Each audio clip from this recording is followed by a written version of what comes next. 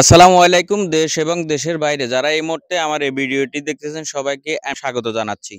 আজকে আমরা এখানে উপস্থিত হয়েছি জীবন আলো পরিবারের পক্ষ থেকে। আমরা দাগনভূঞা উপজেলার প্রতাপপুর গ্রামে আমরা এই মুহূর্তে আছি। দেখেন আপনাদেরকে দেখাবো বন্যা কবলিত এলাকা হিসাবে যে ফেনী এবং দাগনভূঞা কোম্পানিগঞ্জ সহ যে বন্যার পানি এত বেশি প্রভাব ফেলেছে।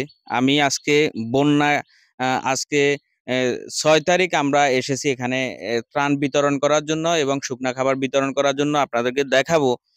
আজকে এই রাস্তা দিয়ে আমি কিন্তু চলতেছি। আমরা জুমার নামাজ শেষ করে আমরা এই স্থানে যে বন্যা কবলিত এলাকাতে আমরা ত্রাণ বিতরণ করতে এসেছি এবং আপনাদেরকে একটি বিষয় দেখানোর চেষ্টা করব।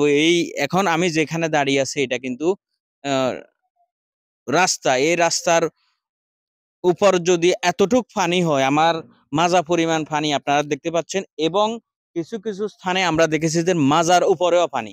কিন্তু এখানের মানুষকে আমরা আসার পিছনে অনেকগুলা কারণ রয়েছে। কারণ আমরা যতটুকু শুনেছি এই স্থানে ত্রাণ তহবিল সামান্য কিছু পরিমাণ পৌঁছানো হয়েছে এবং যা এই এলাকার মানুষের জন্য পর্যাপ্ত নয়। এইজন্য জীবন আলো পরিবার যখন জানতে পেরেছে এখানে ত্রাণ বিতরণ করা প্রয়োজন, এখানে মানুষ শত মানুষ, হাজার মানুষ কিন্তু পানিবন্দী হয়ে আছে। এই খবর শোনার সাথে আমরা গতকালকে উদ্যোগ নিয়ে এই স্থানে আমরা আজকে ত্রাণ বিতরণ করতে এসেছি এবং যারা ফেনী, কোম্পানিগঞ্জ সারা বাংলাদেশে যারা স্বেচ্ছাসেবী হিসাবে আছেন আপনাদের প্রতি অনুরোধ থাকবো আপনারা এই স্থানে দাগনভূঞা উপজেলা প্রতাপপুর গ্রামে আসেন, এসে দেখে যান এখানে কত বেশি পানি। মানুষের যদি রাস্তার মেইন রোডে যদি এতটুক পানি হয় তাহলে আপনার যে নিচু রাস্তা রয়েছে ওইসব স্থানের কি অবস্থা হচ্ছে।